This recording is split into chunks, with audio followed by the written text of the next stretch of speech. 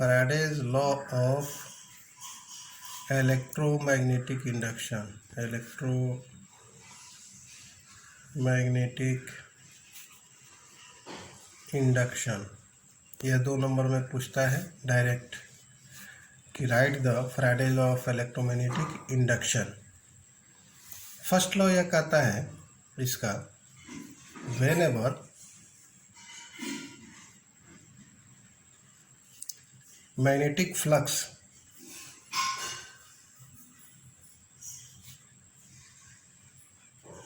linked with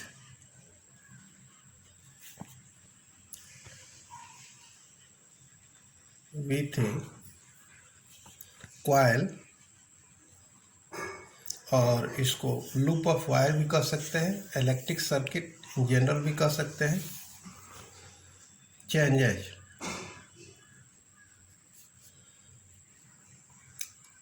ठीक है, induced EMF is produced। ठीक है, the induced EMF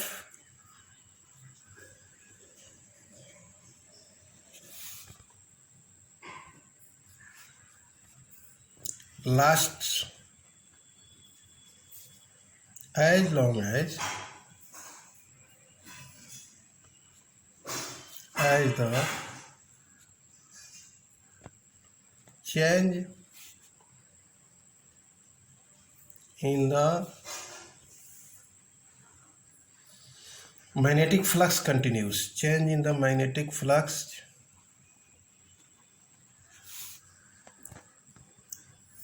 continues। ठीक है, magnetic flux change in continuous. इसका मतलब यह हुआ कि मैग्नेटिक फ्लक्स में जब तक चेंजिंग होगा तब तक आपको इंड्यूस्ड ईएमएफ प्रोड्यूस्ड होगा, और इंड्यूस्ड ईएमएफ जो प्रोड्यूस्ड होगा वो due to the change in magnetic flux होगा। एक्सपेरिमेंट देकर इसको बाद में समझाया जाएगा, पहले क्या लॉ आप देख लीजिए, यह पूछता है एग्जाम। दूसरा हो गया the magnitude, second law, magnitude of the induced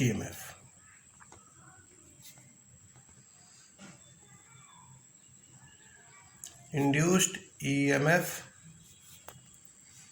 is directly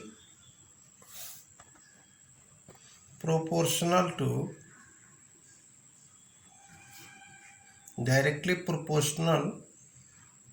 the rate of change of the magnetic flux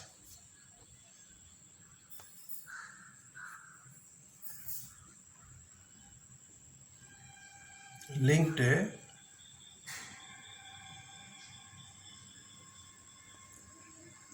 with the coil। यह दोनों लॉ पूछता है एग्जाम में, state the Faraday law of electromagnetic induction. तो दोनों लॉ को लिख देंगे। कभी कभी यह भी पूछता है कि mathematical law of express the mathematically second law of electromagnetic induction. तो देखो mathematical expression,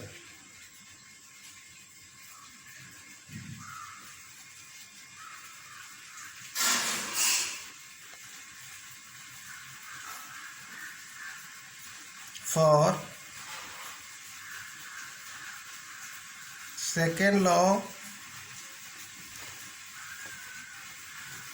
of electromagnetic induction. ठीक है, अब देखिए, जैसे मान लो let φ1 is the magnetic flux, initial magnetic flux,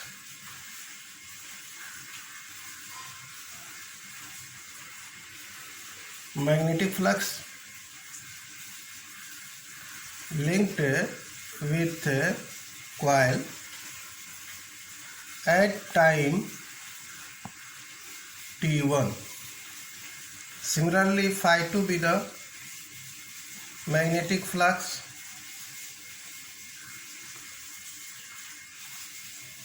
linked with coil at time t2। ठीक है, तो रेट ऑफ चेंज जो होता है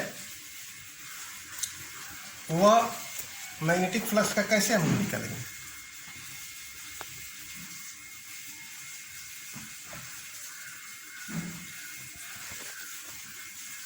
rate of change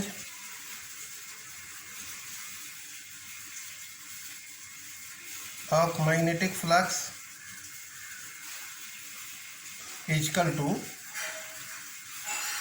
φ2 minus φ1 by t2 minus t1। तो यह कहता है इस सेकेंड लॉ कि magnitude of induced EMF is directly proportional to rate of change of the magnetic flux linked with the coil. तो सपोज करो if E be the magnitude of induced EMF, ठीक है ना, तो E according to the law हम लिख सकते हैं E is directly proportional to φ2 minus φ1 over t2 minus t1। तो और इसको इक्वल टू में जब देते हैं तो कांस्टेंट से मल्टीप्लाई कर देते हैं, φ2 minus φ1 over t2 minus t1। ऐसे भी इसको लिख सकते हैं कि delta phi change in flux to the change in time. ठीक है ना, वेयर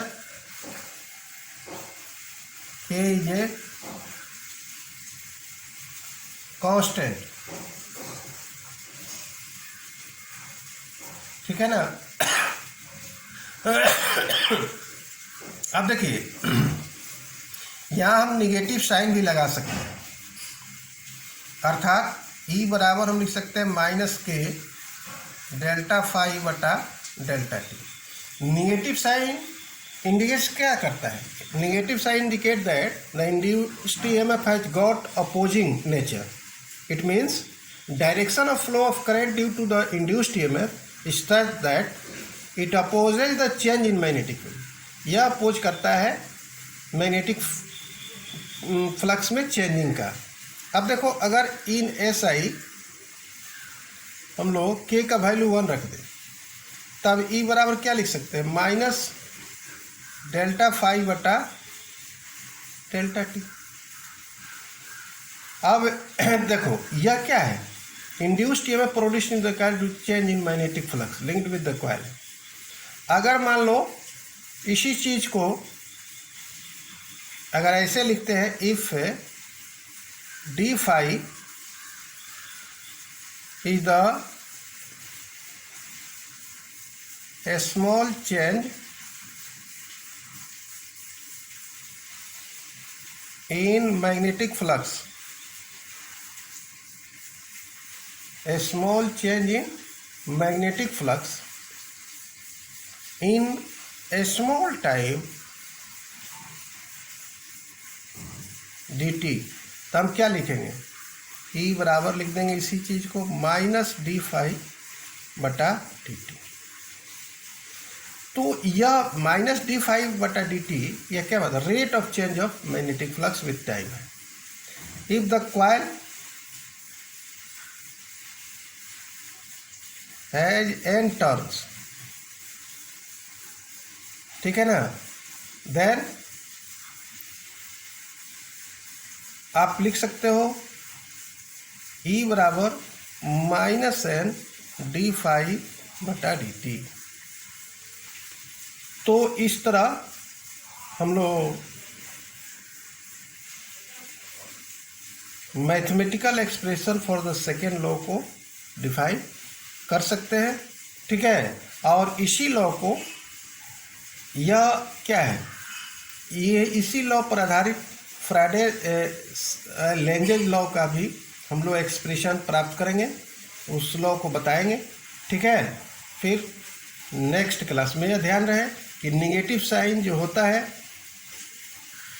यह अकाउंटेड बाय लेंजेज लॉ, यह ड्यान रहे, ये बताएंगे निगेटिव साइन क्या बताता है, और बताए भी है the negative sign direction of the flow of the current due to the induced EMF is such that it opposes the change in magnetic flux। यह ध्यान रहे, इसको फिर हम लोग देखेंगे।